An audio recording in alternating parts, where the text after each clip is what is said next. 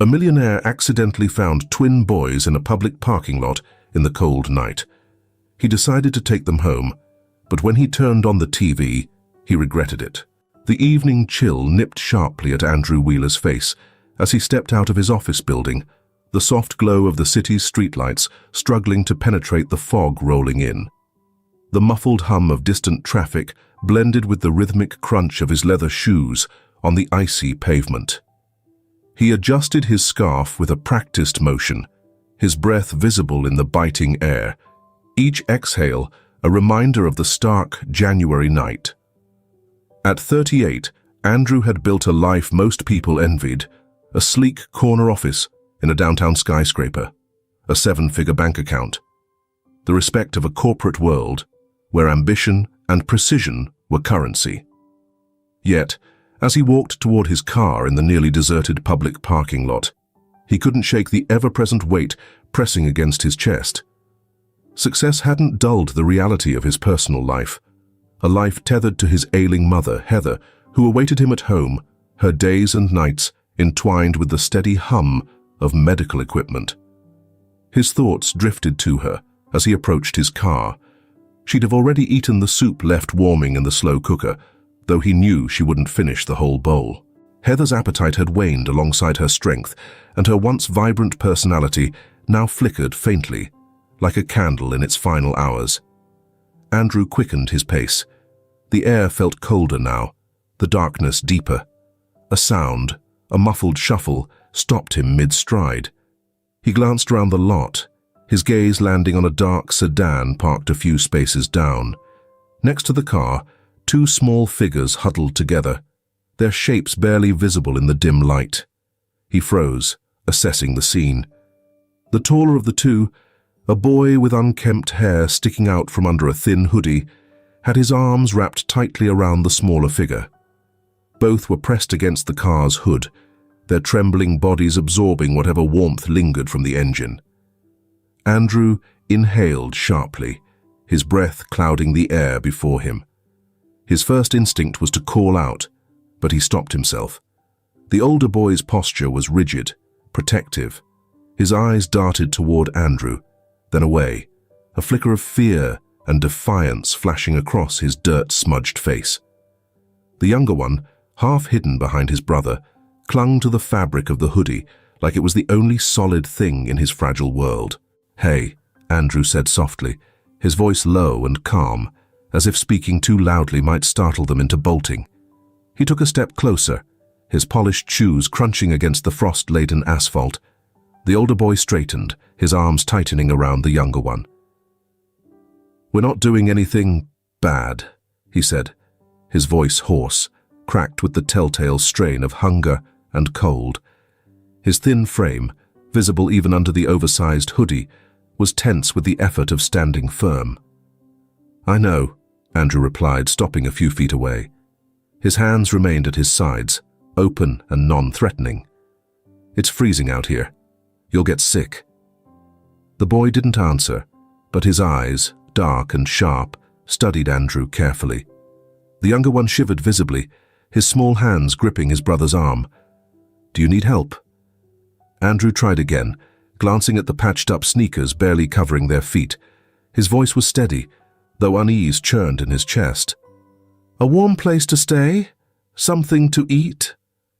"We're fine," the boy replied quickly, but his gaze betrayed the lie.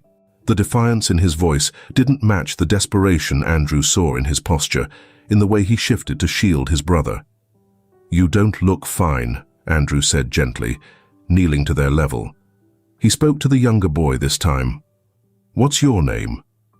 The boy looked at his brother, silent, seeking permission. After a moment, the older one spoke. "He's Austin. I'm Justin." His voice softened as he said their names, a crack forming in his armor. Andrew nodded slowly, his breath puffing in the icy air. "I'm Andrew. Listen, I'm not here to hurt you. My car's right there, and I live close by. There's food, heat, a safe place to sleep." Justin hesitated, his jaw tightening. He glanced down at Austin, who was visibly trembling now. his head leaning against his brother's chest. The younger boy's lips moved, but Andrew couldn't hear what he said. Justin's shoulders sagged slightly, the weight of whatever Austin whispered pulling him down. Finally, Justin met Andrew's gaze again, his own guarded but resigned. "Just for tonight." Andrew stood slowly, nodding. "Just for tonight," he agreed. As they walked toward his car, Andrew noticed the way Justin kept a hand on his brother's back, as if anchoring him. He opened the passenger door, helping them in. The warmth from the car's heater immediately began to fill the space, but Andrew couldn't shake the cold knot settling deep in his chest. Whatever had led these boys to this parking lot was far from simple. And as Andrew drove toward home, he couldn't help but glance in the rearview mirror at the two figures in his back seat, lost, wary, and utterly alone. The car ride home was a quiet one, filled only with the hum of the heater and the occasional creak of leather seats as Andrew adjusted his grip on the steering wheel. The boys sat close together in the back, Justin keeping one arm around Austin's shoulders, his eyes darting toward the passing streetlights outside the window. Austin's head rested against Justin's chest, his small frame shivering, despite the warmth slowly filling the car. Andrew glanced at them in the rearview mirror, his thoughts a jumble. He knew he should call someone, social services maybe. But the image of those two fragile figures pressed against the hood of a car in the freezing night was etched too deeply in his mind. He turned onto the quiet street leading to his home, the glow of porch lights flickering faintly through the frosty air. Heather was waiting in the living room when they arrived, her frail figure curled in an armchair near the fireplace. A knitted blanket was draped over her lap, her pale hands clutching a mug of tea. She looked up as Andrew entered, her expression softening into a mix of surprise and concern when she noticed the two boys trailing behind him. "Mum," Andrew began, his voice steady but low, "these are Justin and Austin. They need somewhere warm to stay tonight." Heather's sharp gaze flickered over the boys, taking in their dirty clothes, the way Justin's body curved protectively around his brother. She didn't ask questions, at least not yet. Instead, she gave a small nod and motioned toward the couch. "Come in, boys. Sit by the fire." Justin hesitated, glancing at Andrew, before nudging Austin forward. The younger boy stumbled slightly, his small hands clutching the edge of the couch as he climbed onto it. Justin remained upright, maintaining a tense posture as he scanned the room like a cornered animal searching for escape routes. Andrew knelt by the fireplace, stoking the embers back to life. "It's okay," he said softly, not looking directly at Justin. "You're safe here." Heather rose from her chair with effort, her movements slow but deliberate. She placed her tea on the side table and shuffled toward the kitchen. "I'll get some soup," she said, her voice carrying a gentle resolve. Justin finally sat, pulling Austin closer. The firelight danced across their faces, highlighting their sunken cheeks, and the dirt smudged along their skin. Andrew watched them for a moment before stepping into the kitchen to help Heather. "She'll want to eat with you," Heather said quietly as she ladled soup into bowls. "She always does." "Heather?" Andrew paused, choosing his words carefully. "They said their mother left them. I don't know the full story yet." Heather's hands stilled for a moment, her eyes meeting his. "Children don't end up like that without a story," she replied softly. "But for tonight, they just need warmth." Andrew nodded and carried the bowls back into the living room. The boys were still sitting close together, their eyes darting between the fire and the unfamiliar space. He set the bowls on the coffee table and handed them spoons, stepping back to give them room. "Thank you," Justin mumbled, barely audible, before nudging Austin to start eating. The younger boy dipped his spoon into the bowl cautiously, his movements hesitant, as if unsure whether the food was truly for him. Andrew sat in a chair nearby, his gaze flicking between the boys and Heather, who had resumed her spot by the fire. She smiled faintly at Austin. When he looked up, her expression filled with a quiet understanding that needed no words. The room settled into a fragile silence, broken only by the clink of spoons against bowls. Slowly, the tension in Justin's shoulders eased, though his eyes remained watchful. Austin leaned into his brother, his small body finally beginning to relax under the warmth of the fire and the nourishment of the soup. After they finished, Heather reached for the knitted blanket draped over the couch's armrest and held it out. "This is it," she whispered softly, her voice barely audible. "You'll need this tonight." Justin hesitated before taking it, his fingers brushing against hers. "Thank you," he said again, this time slightly louder, though his voice still carried the weight of mistrust. As Heather settled back into her chair, Andrew cleared his throat. "You can stay in the guest room," he said, gesturing towards the hallway. "There are extra blankets, and the heater works well." Justin helped Austin down from the couch, guiding him towards the hallway without a word. As they disappeared down the corridor, Heather looked at Andrew, her gaze steady. "They're frightened," she said simply. "I know," Andrew replied, sinking into the chair opposite her. He stared into the fire, the flickering flames reflecting in his tired eyes. "I just don't know what comes next." Heather didn't answer immediately. Instead, she reached for her tea, taking a slow sip before speaking. "Sometimes it's enough just to give them tonight." Andrew nodded, though his mind churned with questions he wasn't ready to answer. Upstairs, the sound of quiet footsteps faded as the boys settled into the guest room, their voices low and murmured. For now, the house was quiet, warm, a fragile calm. The house had fallen into an uneasy silence, broken only by the occasional creak of the floorboards and the soft crackle of the fire. Andrew sat at the dining table, his hands loosely clasped around a mug of coffee that had long since gone cold. Across from him, Heather watched him with quiet intent, her thin fingers tracing the rim of her teacup. The weight of the boys' presence upstairs lingered between them, unspoken, yet heavy. "They'll need more than a roof and a meal," Heather finally said, her voice barely above a whisper. Andrew exhaled, running a hand over his face. "I know. But they need time first. Space." Heather nodded, her gaze thoughtful. "They've been carrying too much for children their age. You can see it in their eyes." Before Andrew could respond, the soft patter of footsteps approached. He turned to see Justin standing in the doorway, his thin frame illuminated by the dim light spilling in from the hall. Austin clung to his brother's sleeve, his small face half hidden behind Justin's shoulder. "Can't sleep?" Andrew asked, his voice gentle but not patronizing. Justin shook his head. "He gets scared in new places," he murmured, glancing briefly at Austin. Heather pushed her chair back slowly, her movements deliberate. "Come sit," she offered, gesturing toward the chairs beside her. "The fire's still warm." Justin hesitated, but eventually guided Austin forward. The younger boy held tightly to his brother's hand, his small fingers gripping like a lifeline.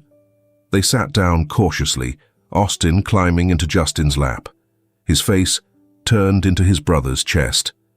Andrew watched them, the shadows of the firelight playing across their faces. The silence stretched thin, punctuated by the occasional pop of the embers. Heather reached for a quilt draped over her chair and handed it to Justin, who wrapped it around himself and Austin, without a word. "Do you want to talk about it?" Heather asked softly, her tone neither intrusive nor demanding. Justin's head jerked up slightly, his eyes narrowing as if gauging whether this was some sort of trick. Then he lowered his gaze, his voice quiet. "Mum said she'd come back," he began, the words stumbling out awkwardly. "She told us to stay by the car, and that she'd bring food." Heather didn't press him, didn't fill the silence that followed.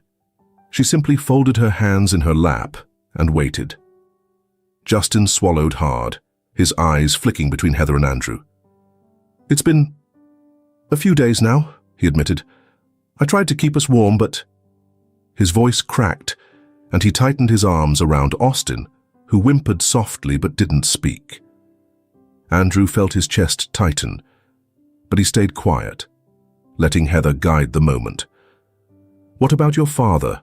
Heather asked gently, though the lines of her mouth had tightened slightly. Justin froze, his breath catching. The question hovered in the air, piercing and perilous, like a jagged piece of glass. Slowly, he shook his head.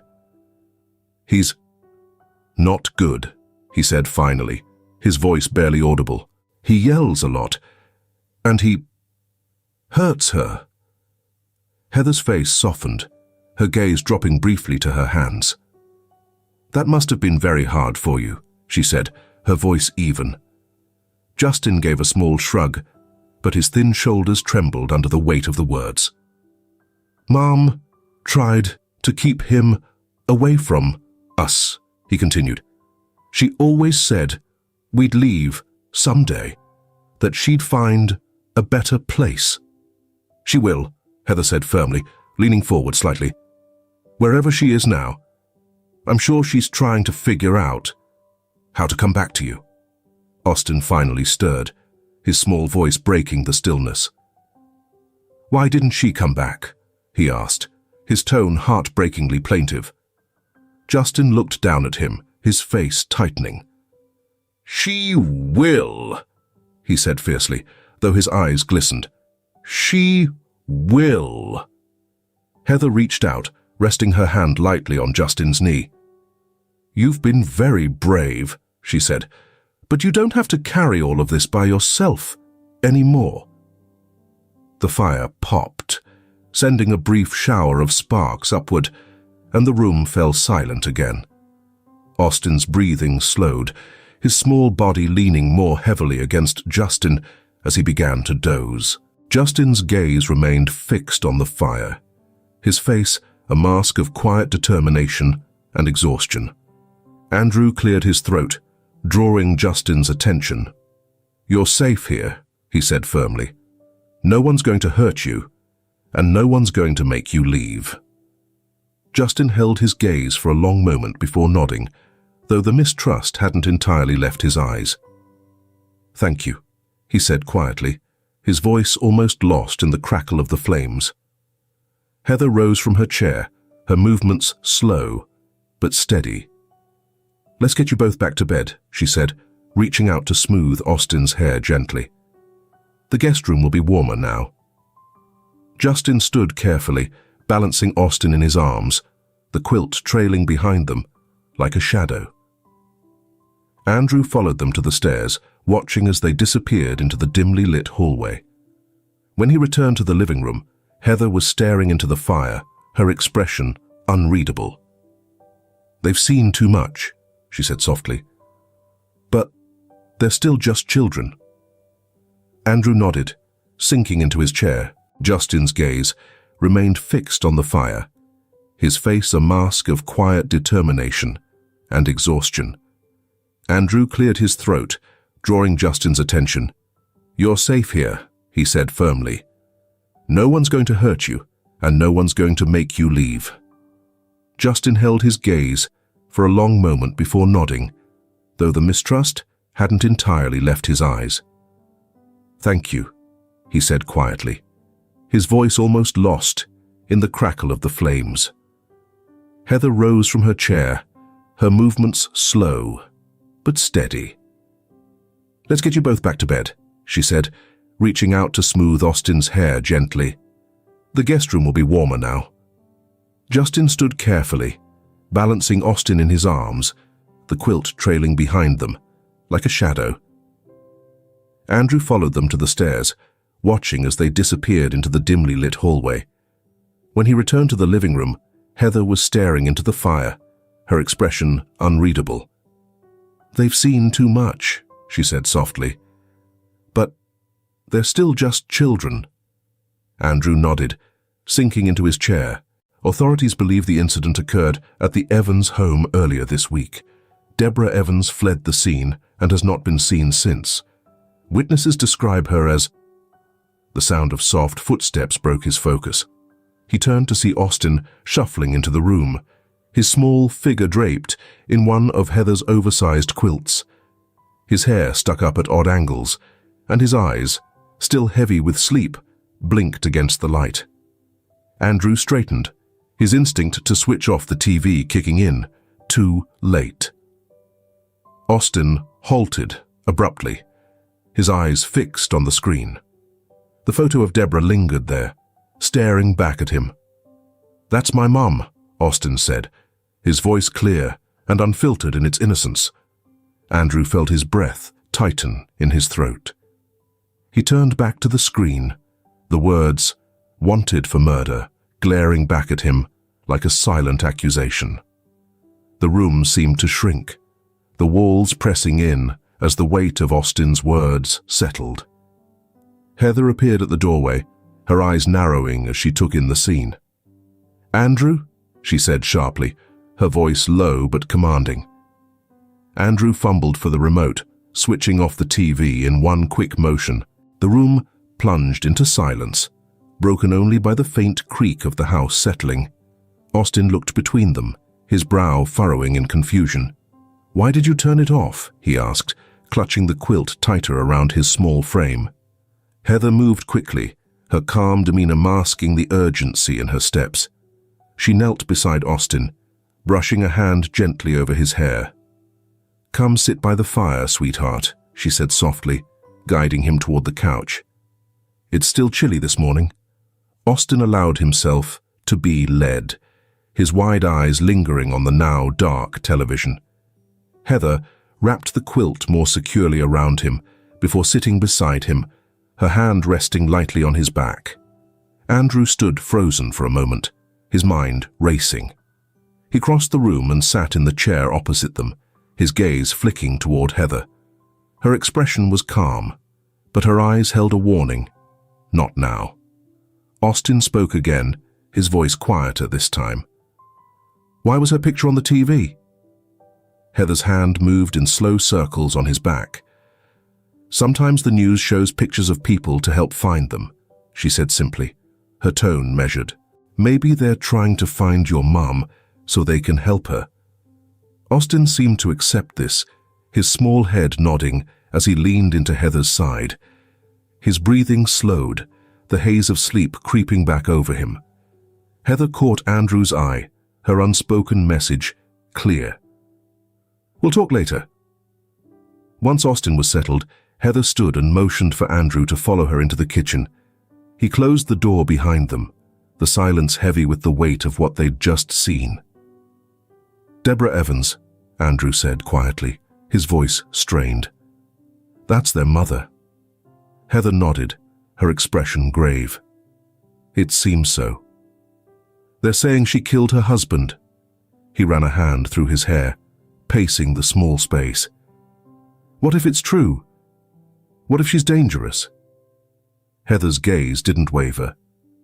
"We don't know the full story," she said firmly, "and those boys, they don't deserve to carry the weight of their parents' mistakes. Not yet." Andrew stopped pacing, his eyes meeting hers. "So, what do we do?" Heather's voice softened. "We keep them safe. For now. That's all we can do." Andrew leaned against the counter, his jaw tight. The photo of Deborah lingered in his mind, her eyes staring back at him like a challenge. He was uncertain about the nature of the danger he had introduced into his home, but he was certain that the peaceful life he had meticulously crafted had just become significantly more intricate. The next morning, Andrew stood outside the police station, the bitter wind biting through his coat. He adjusted his scarf absently, staring up at the weathered stone building with its dull grey facade. His gut churned with unease, but he knew he couldn't let the questions hanging over his home fester any longer. Deborah Evans, wanted for murder. The words played on a loop in his mind, each repetition adding weight to his steps as he finally pushed through the heavy glass doors. Inside, the station buzzed with the muted chaos of a weekday morning. Phones ringing, officers talking in clipped tones, the soft clatter of keyboards. Andrew approached the desk, his polished shoes clicking against the tile. A woman in uniform looked up from her paperwork, her expression neutral but tired. "Can I help you?" she asked, her pen pausing mid-note. "Yes, I'm here about Deborah Evans," Andrew said, his voice steadier than he felt. "I need to know the truth." The officer's gaze sharpened slightly, and she gestured toward a set of chairs. "Wait here. I'll get someone to speak with you." Andrew sat, the hard plastic chair cold beneath him. His hands rested on his knees, his fingers tapping an anxious rhythm as he glanced around the room.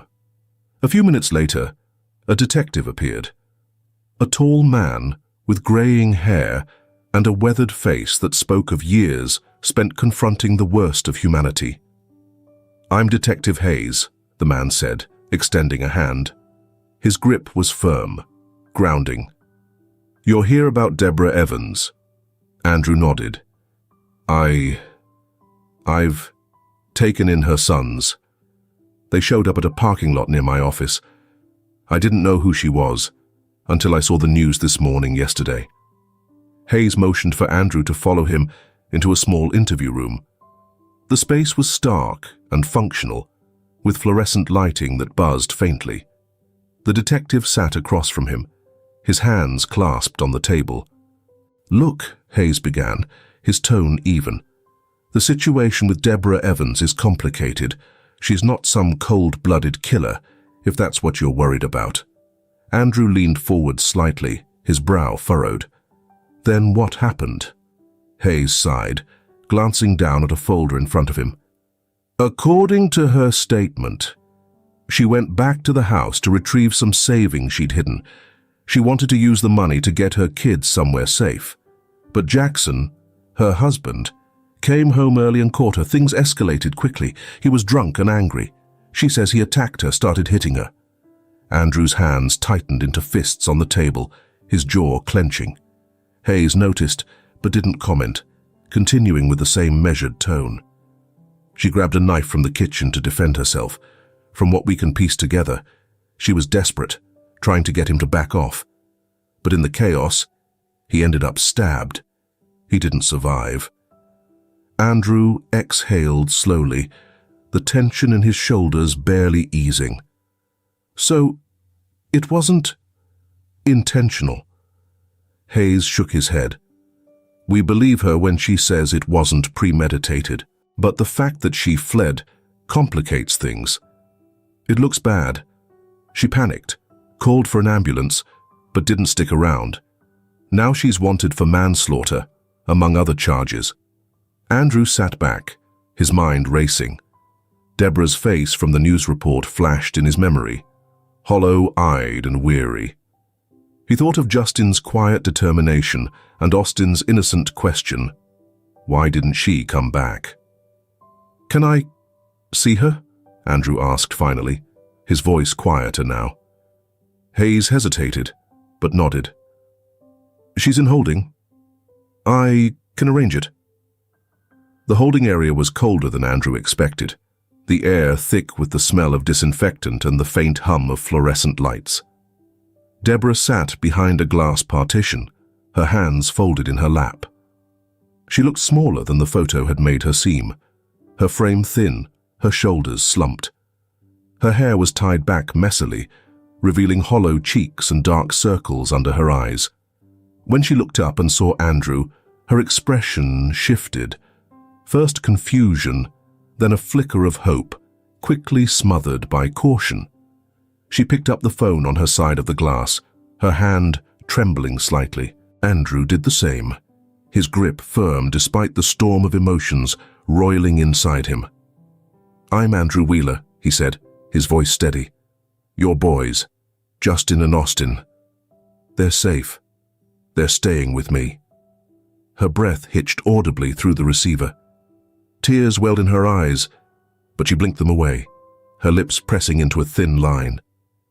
"Thank you," she whispered, her voice raw. I was so afraid they were out there alone." Andrew hesitated, his throat tight. "They said you told them you'd come back." Deborah closed her eyes briefly, her face twisting with guilt. "I wanted to," she said, her voice cracking. "But when I heard what happened to Jackson, I couldn't face them. I couldn't risk them knowing what I'd done." "They don't know," Andrew said quickly, "and I don't plan on telling them. Not yet." Deborah nodded, her tears spilling now. "Please, just keep them safe. That's all I care about." "I will," Andrew said firmly. "But I need to know the truth, and I needed to hear it from you. If I'm going to protect them, I need to know what we're up against." Deborah met his gaze, her eyes filled with equal parts gratitude and despair. "Thank you," she repeated, her voice barely raised above a whisper. As Andrew hung up the phone and left the station, the weight on his shoulders felt heavier than ever. But beneath it, there was resolve. He was certain that he wouldn't let Justin and Austin shoulder this burden alone, regardless of what came next. On the weekend, the courtroom was suffused with a cold, sterile light, the kind that made everything seem sharper, harsher. Andrew sat in the back, his hands clasped tightly together in his lap. He hadn't told Justin and Austin about the trial.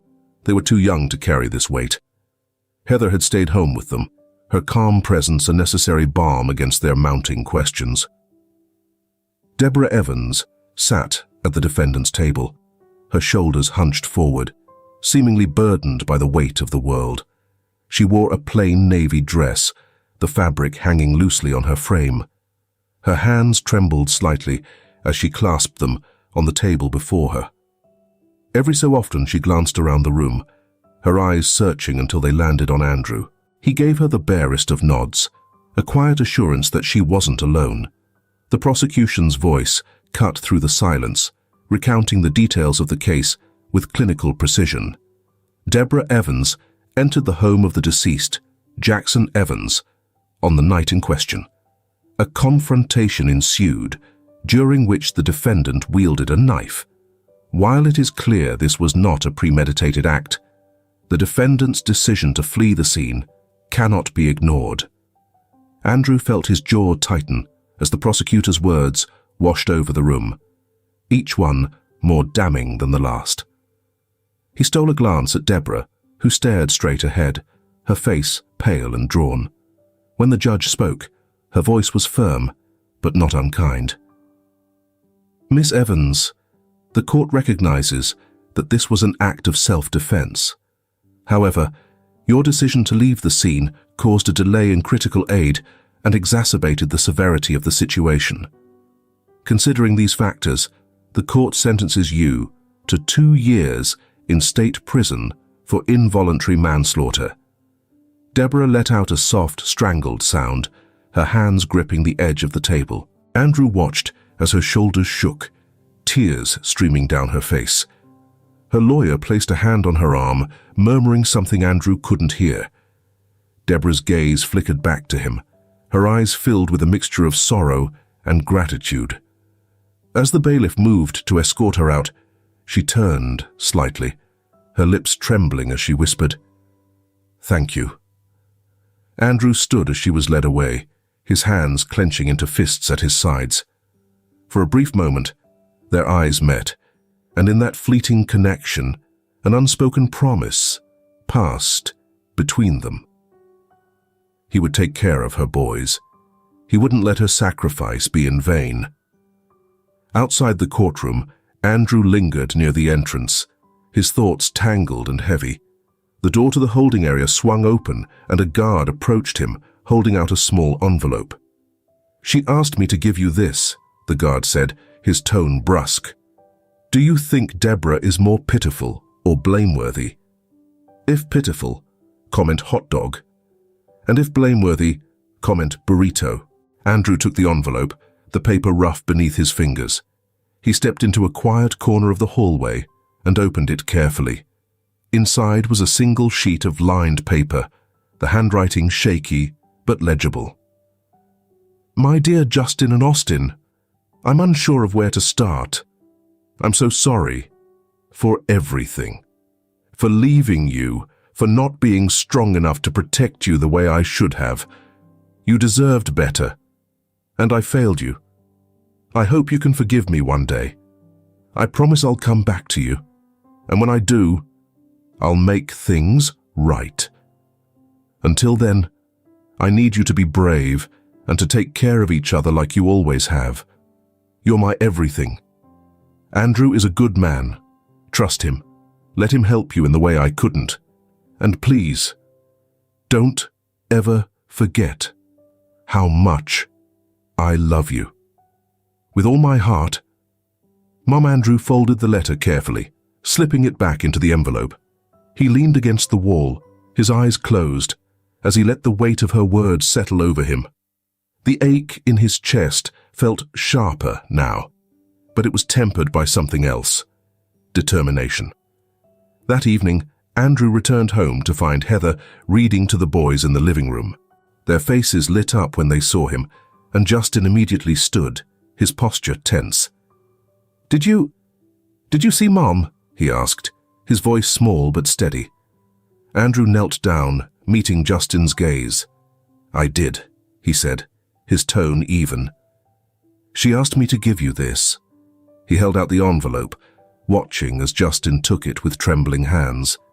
Heather guided Austin closer, the younger boy leaning against her side as Justin unfolded the letter. The room fell silent as the boys read, their expressions shifting from confusion to sadness, and finally to a fragile hope. She says she'll come back," Justin said, his voice cracking. He looked up at Andrew, his eyes shining with unshed tears. "Do you think she will?" Andrew placed a hand on Justin's shoulder, his grip firm. "I do," he said, "and until then, you'll stay here. You'll be safe. You have my word." Austin sniffled, rubbing at his eyes with the back of his hand. "Is she okay?" "She's doing her best," Andrew replied softly. "And she loves you both very much." Heather pulled the boys into a hug, her frail arms somehow strong enough to hold them both. Andrew watched, a quiet resolve settling over him. Deborah's promise was clear, and so was his. He would protect these boys, no matter what. And when the time came, he would make sure they had the family they deserved. Later that evening, after the boys had finally fallen asleep, Andrew sat at the kitchen table with Heather, the letter from Deborah resting between them. The weight of the day lingered in the air, heavy and suffocating.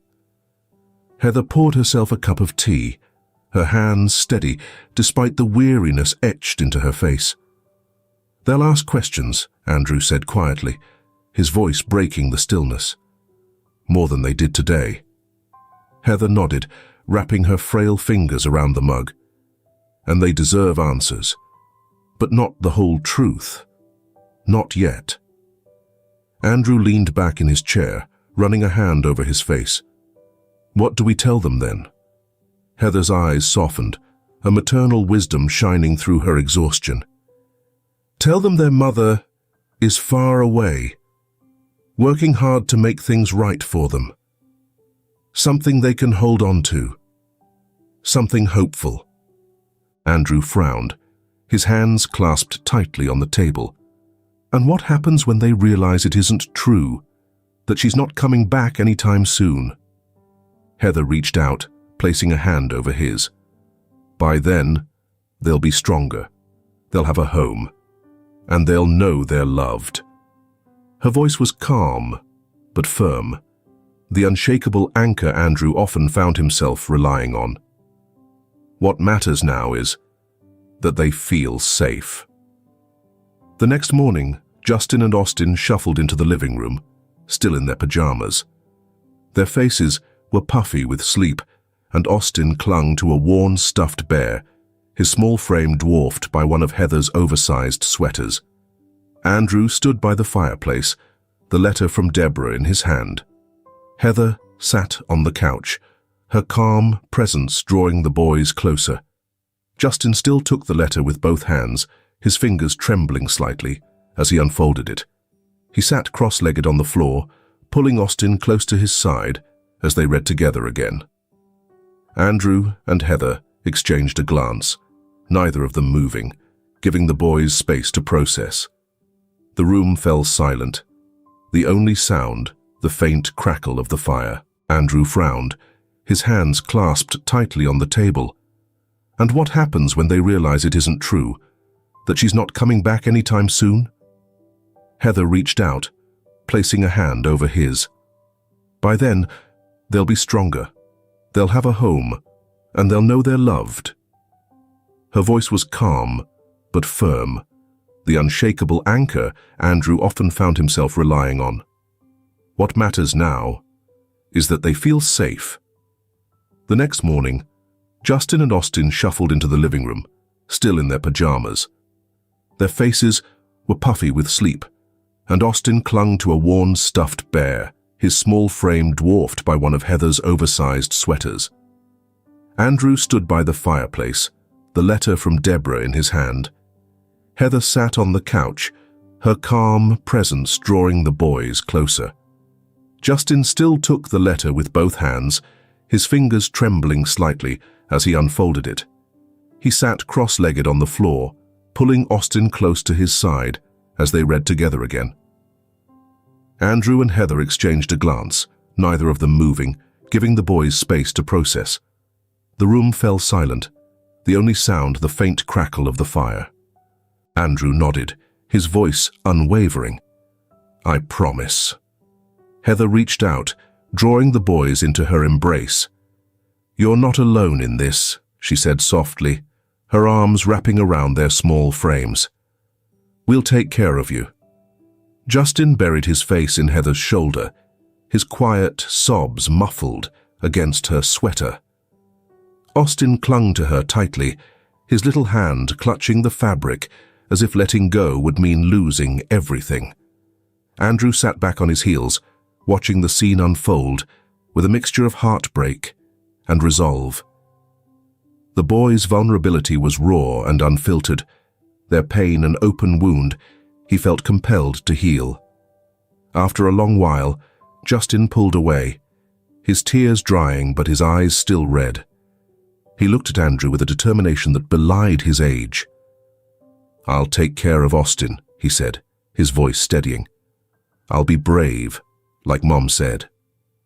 Andrew smiled faintly, pride swelling in his chest. "You're already brave, Justin. More than you know." Austin's voice was softer, but no less resolute. "I'll be brave too." Heather kissed the tops of their heads, her frail but warm presence grounding them. "That's all anyone can ask," she said, "one day at a time." That night, after the boys were tucked in, Andrew stood by the window, gazing out at the quiet street. The letter sat on the table behind him, its words etched into his mind. Heather joined him, her steps light but deliberate.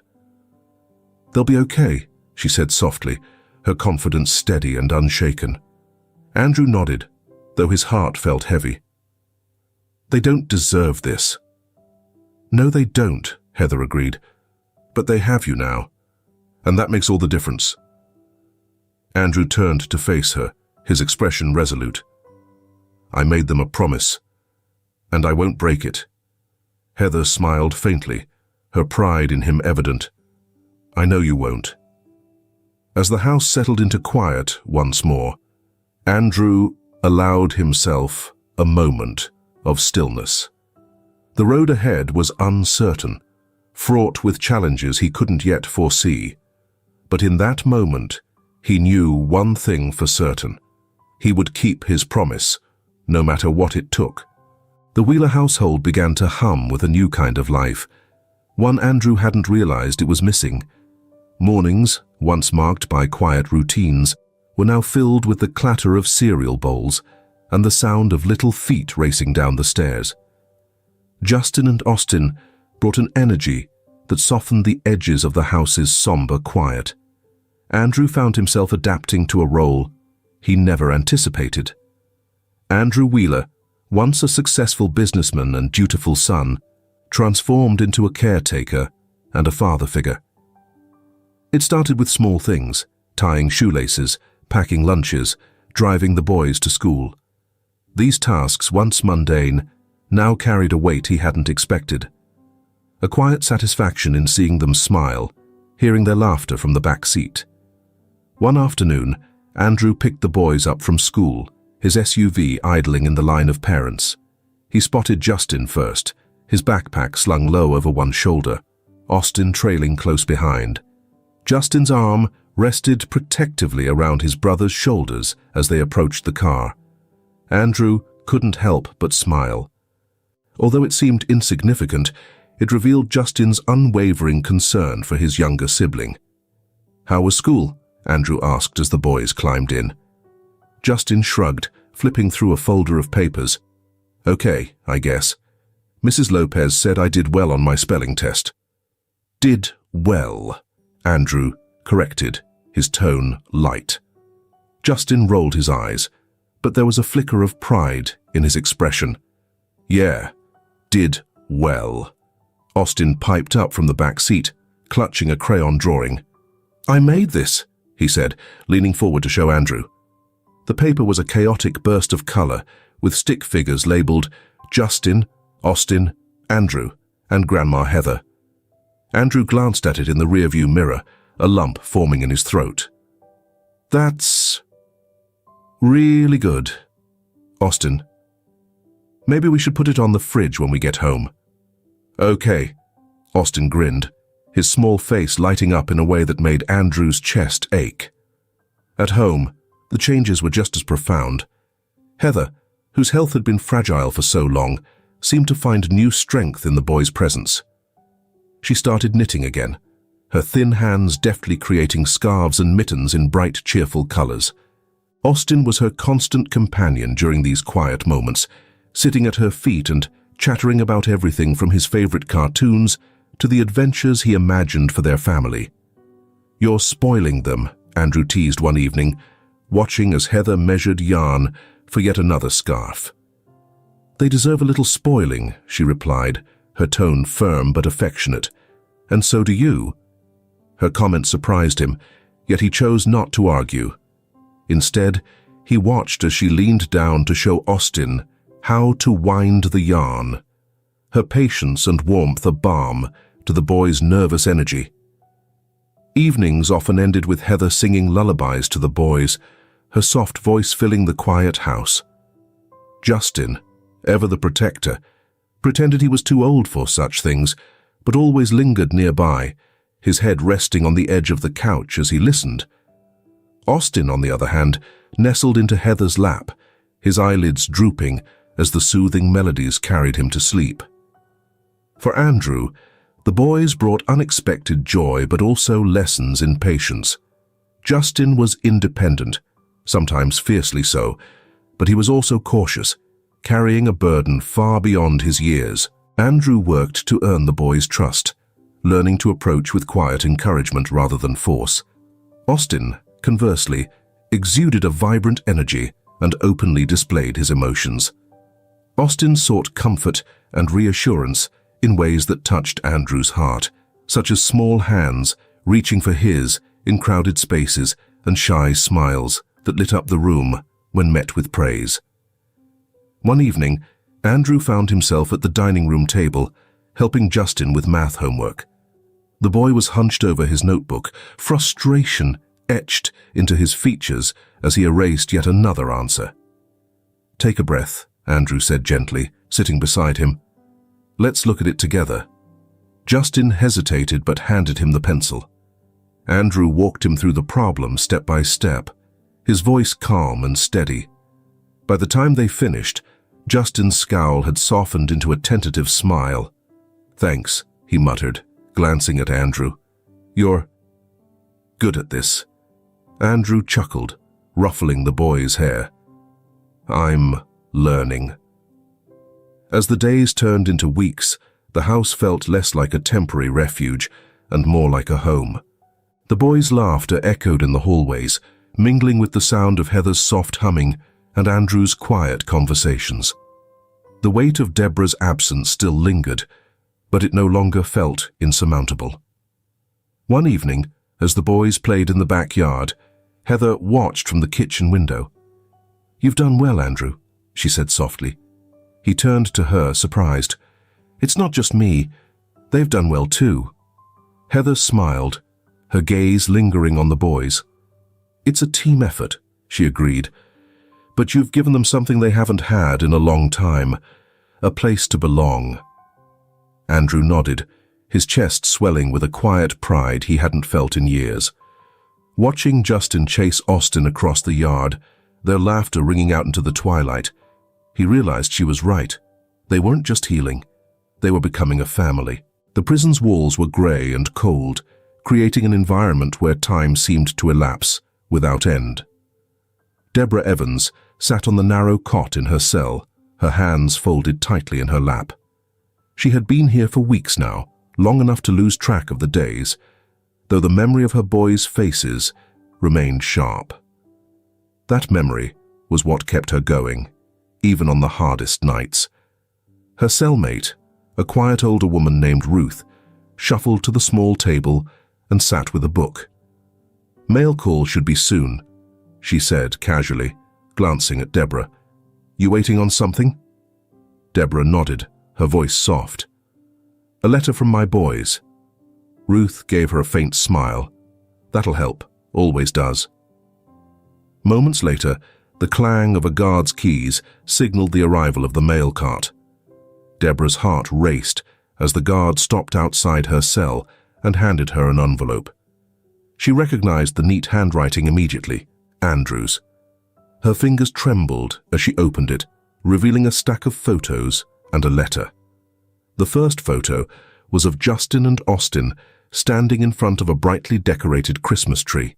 They were smiling, their faces full of life. In another, Austin clutched a crayon drawing of their family, with stick figures labeled with names.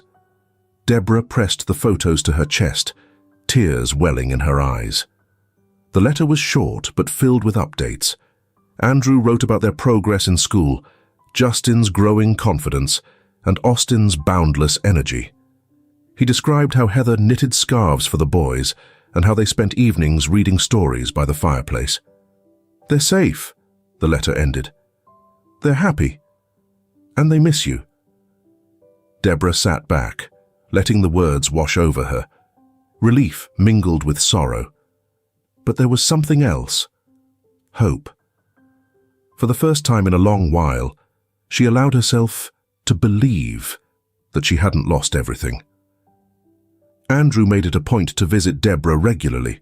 Each time he brought new photos, drawings, and stories from the boys. The visits were brief, restricted by the sterile walls of the prison. But they were enough to forge a connection between them, a connection built on mutual respect and a shared goal, giving Justin and Austin the life they deserved. One afternoon, as they sat across from each other in the visitation room, Deborah studied Andrew's face. "I don't know how to thank you," she said quietly, her voice raw, "for everything you've done. For them." Andrew shook his head. "You don't have to thank me. They're good kids. They deserve this." Deborah looked down at her hands, her voice trembling. "I failed them. I should have been stronger." "You didn't fail," Andrew said firmly. "You protected them the best way you could. And now, you're doing what you need to do to make things right." Her eyes met his, filled with a mixture of guilt and gratitude. "Do they ask about me?" Andrew nodded. "Every day. I tell them you love them, that you're working hard to come back to them." Justin's holding on to that. He's strong, just like you. Deborah's lips quivered, but she smiled faintly. "Austin? How's he?" "Happy," Andrew replied, his tone softening. "He's full of life, but he misses you. They both do." Deborah exhaled, her shoulders sagging. "I'm trying to forgive myself," she admitted, for everything. Some days it feels impossible. It'll take time, Andrew said, but you'll get there, and they'll be waiting for you when you do. Back in her cell, Deborah clung to the photos and letters like lifelines.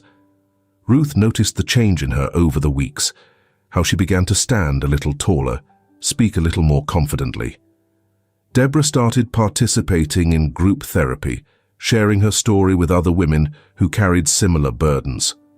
Slowly, she found herself healing, piece by piece. The boys' drawings became her most treasured possessions. One evening, she pinned a new one to the wall above her cot. It was a crude but heartfelt picture of a house with 4 figures standing outside: Justin, Austin, Andrew, and herself. Beneath it, Austin had written in wobbly letters, "We love you, Mom." Ruth glanced at the drawing, a soft smile on her face. "Looks like you've got a good family waiting for you." Deborah nodded, her fingers brushing the paper. "I do." For the first time in years, she allowed herself to believe in a future where she could be part of that family again. It wasn't going to be easy, she knew that. But with each letter, each photo, and each visit, she felt a little closer to the life she had dreamed of for her boys. The gates of the prison creaked open, and Deborah stepped out into the crisp morning air, clutching a small bag of belongings. 2 years had passed, but the world felt both unchanged and entirely new. Her heart pounded as her eyes scanned the parking lot, searching for familiar faces. Then she saw them. Justin and Austin were standing beside Andrew's car, their faces lighting up the moment they spotted her. Austin broke into a run, his small legs carrying him as fast as they could. Justin followed close behind, more composed but no less eager. Deborah knelt, tears streaming down her face as she opened her arms wide. "Mom!" Austin cried, throwing himself into her embrace. Deborah wrapped him tightly, kissing the top of his head as sobs racked her body. "Hi, sweetheart," she whispered, her voice choked with emotion. "I missed you so much." Justin approached more cautiously, his eyes shimmering with unshed tears. Deborah reached out to him and he allowed himself to be pulled into the hug. "You've gotten so big," she said, her voice trembling. "I'm so proud of you." Andrew and Heather stood a few steps away, watching the reunion unfold. Heather wiped her eyes discreetly, while Andrew's expression softened into a small, satisfied smile. When Deborah finally stood, Austin still clinging to her hand, she turned to them. "Thank you," she said, her voice breaking. "I don't have words for what you've done for them. For me." Heather stepped forward, enveloping Deborah in a warm embrace. "You're family now," she said simply, her voice steady despite the emotion in her eyes. Andrew nodded. "We've got a celebration waiting at home," he said, gesturing toward the car. "Come on." The house was alive with warmth and laughter that evening. Heather had insisted on baking a welcome home cake, its sweet aroma filling the air. Streamers and balloons adorned the living room, a small but thoughtful touch Justin and Austin had insisted on. Deborah's eyes welled with tears as she stepped inside, taking in the effort they had put into making her feel welcome. "This is beautiful," she said, her voice barely above a whisper. Austin tugged at her hand, leading her to the dining table. "Look, Mum, Grandma Heather made your favorite cake." Heather chuckled from the kitchen. "I hope I remembered it right," she called out, wiping her hands on a towel. "It's perfect," Deborah replied, her smile reaching her eyes. Later that evening, after the boys had gone to bed, Andrew and Deborah sat in the living room, the remnants of the celebrations scattered around them. Deborah traced a finger along the edge of her teacup, her expression contemplative. "I want to contribute," she said finally, looking up at Andrew. "I need to feel useful, to show the boys I'm doing something to make things better." Andrew leaned back in his chair, considering her words. "What do you have in mind?" "I could help around the house," she suggested. "Cooking, cleaning, whatever you need. I know it's not much, but it's not about what we need," Andrew interrupted gently.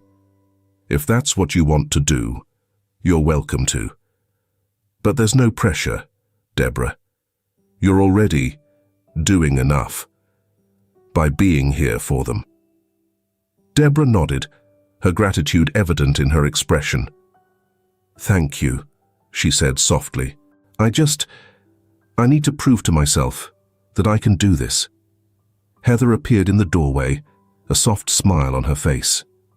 "You'll find your rhythm," she said, "and until then, we're here for you."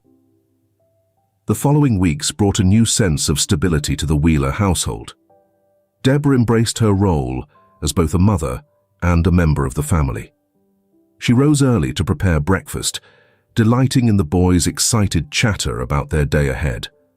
She cleaned and organized the house with a quiet determination, finding solace in the simple routines. Heather and Deborah formed an easy camaraderie, often working side by side in the kitchen. Heather taught her how to bake her famous pies, while Deborah shared recipes from her own childhood. The boys benefited most from this partnership, their days filled with the warmth of a home that now felt whole. Andrew watched the transformation with quiet pride. Deborah was gradually regaining her confidence, while the boys appeared lighter, their laughter flowing more effortlessly. One evening, as he sat on the porch with Heather, he reflected on how far they had come. "She's doing well," he said, his gaze fixed on the stars. "They all are." Heather nodded, her hands folded in her lap. "It's because they have you," she said. "You gave them a chance to heal." Andrew shook his head. "It wasn't just me. It was all of us." Heather smiled, her pride in him evident. "A family effort," she agreed. One night, as Deborah tucked the boys into bed, Austin held onto her hand a little longer. "Mum," he said, his voice small, "are you going to stay forever?" Deborah leaned down, brushing his hair back gently. "I'm not going anywhere, sweetheart," she said. "We're a family now, and families stick together." Justin, lying in the bed opposite, looked over at her. "Promise?" Deborah's voice was firm, filled with a newfound confidence. "I promise." As she turned out the lights and closed the door, she felt a sense of peace she hadn't known in years. Her journey wasn't over, but for the first time, she believed she could face whatever came next. Together, they were stronger. Together, they were home. The dining room was bathed in a soft golden glow from the overhead light, its warmth mirrored in the faces of those gathered around the table. Laughter rang out as Austin attempted to balance a pea on his fork, his giggles infectious. Justin rolled his eyes, but couldn't suppress his own grin, nudging his younger brother gently. "Careful, Austin," Heather chided playfully from her seat at the head of the table.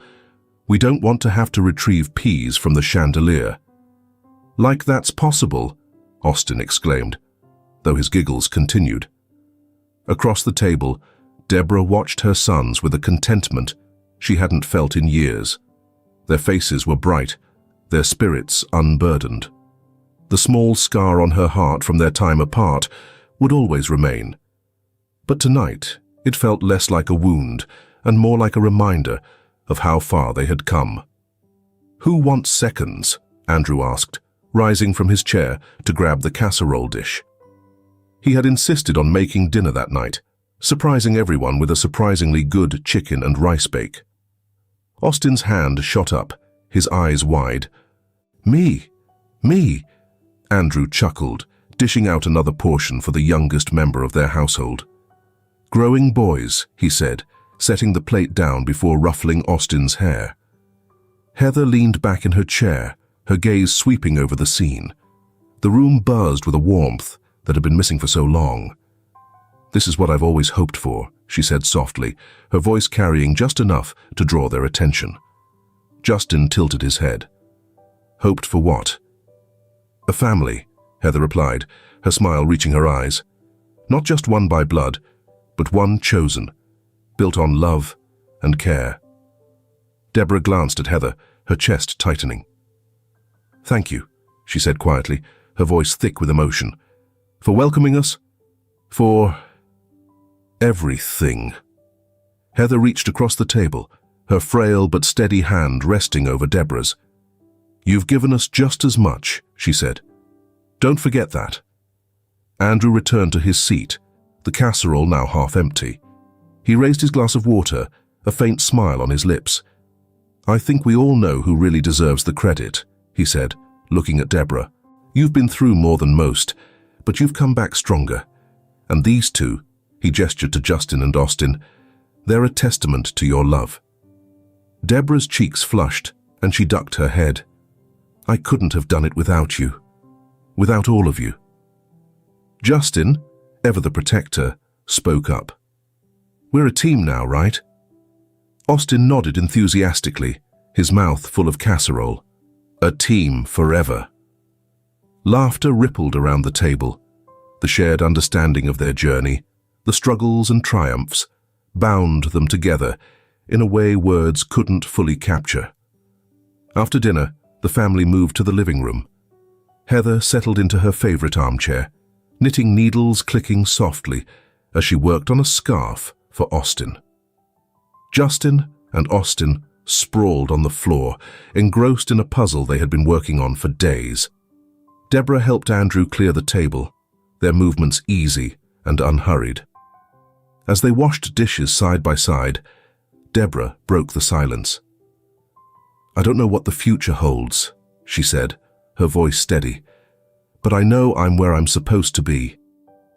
Andrew glanced at her, his hands pausing mid-rinse. "You've earned it," he replied. "You've worked for this, for them." Deborah smiled faintly. "So have you." Their conversation was interrupted by Austin's excited shout from the living room. "We did it! The puzzle's finished!" Deborah dried her hands quickly and joined the boys, kneeling to admire their work. The puzzle, a vibrant depiction of a lighthouse by the sea, stretched across the floor in perfect completion. "It's beautiful," she said, her fingers tracing the pieces. "Just like this family." The night wound down, and one by one, the boys drifted off to bed. Deborah tucked them in, lingering a little longer as she kissed their foreheads. "Good night, my loves," she whispered, her heart full. When she returned to the living room, Andrew and Heather were still there, the fire in the hearth crackling softly.